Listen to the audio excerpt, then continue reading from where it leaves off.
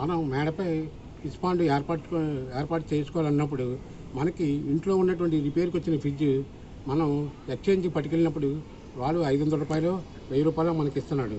అలా కాకుండా ఆ ఎక్స్చేంజ్కి ఫ్రిడ్జ్ పట్టుకెళ్ళకుండా దాన్ని ఫిష్ పాండ్ కింద మనం మేడపైన తయారు చేసుకోవచ్చును. పిల్లలు పెద్దలు అందరూ కూడా మనం ఫిష్ అక్వేరియం అనేది చాలా ఇష్టపడతారు. అవి ఇంట్లో అమర్చుకోవడానికి మనకి ఆసక్తి చూపిస్తుంటారు. మనం ఎప్పుడైనా మార్కెట్కి షాపింగ్కి ఏదైనా హోటల్స్కి వెళ్ళినప్పుడు మనకి ఎక్కువగా ఫిష్ అక్వేరియంస్ అనేవి కనిపిస్తుంటాయి. మనం సిమెంట్తో మనం ఫిష్ పాండ్ తయారు చేసుకోవాలనుకున్నప్పుడు మనకి ఇటుక కావాలి, సిమెంట్ కావాలి, మేస్త్రి కావాలి. ఇవన్నిటికి ఎక్కువ రూపాయలు మనకు డబ్బులు ఖర్చు అవుతుంది. కానీ దానికి మళ్ళీ ఒక స్పాట్ అనేది నిర్ణయించాల్సి వస్తుంది.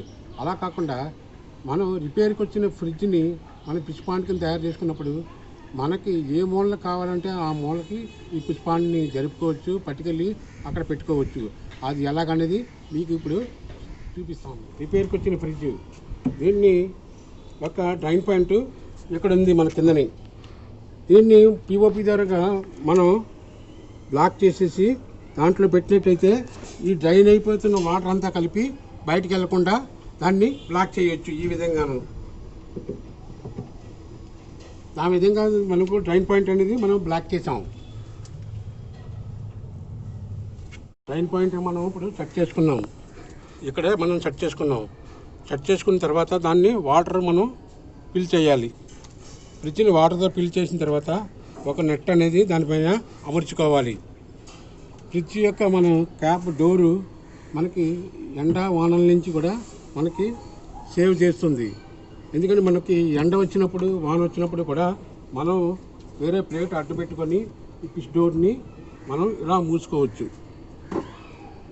ఇందువలన ఇవి ఎండ వానల నుండి కూడా మనం సేవ్ చేసుకుంటూ ఈ నెట్ వల్ల మన పక్షులు ఏమైనా ఉడతలు గడతలు ఎటువంటివి కూడా వెళ్లకుండా మనం ఇంటిని కాపాడుకోవచ్చు. మనం ఫ్రిడ్జ్లో వాటర్ ఫిల్ చేసుకున్నాం. ఫ్రిడ్జ్లో వాటర్ ఫిల్ చేసుకున్న తర్వాత మనం మార్కింగ్ చేసుకొని అంతవరకు వాటర్ ఫిల్ చేసుకోవాలి. ఈ ఫిల్ చేసుకున్న తర్వాత ఆ వాటర్ అనేది 2-3 రోజులు అబ్జర్వేషన్లో ఉంచాలి. వాటర్ ఎక్కడ డ్రైన్ అవ్వకుండా మనం చూసుకోవాలి.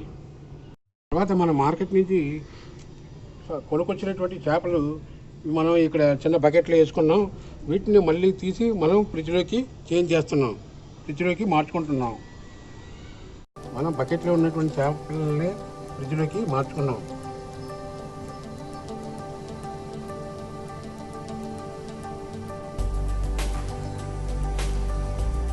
ఆ చేపలే మనకి ఎక్కువగా చేప పిల్లలు పెట్టాయి.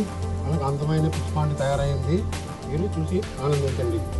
మీరు కూడా తయారు చేసుకోండి ఒక ఫిష్ పాండ్ అనేది. ఫ్రిడ్జ్ డెకరేషన్ కోసం మనం కలర్ స్టోన్స్ వేసుకుంటున్నాం ఫ్రిడ్జ్లో.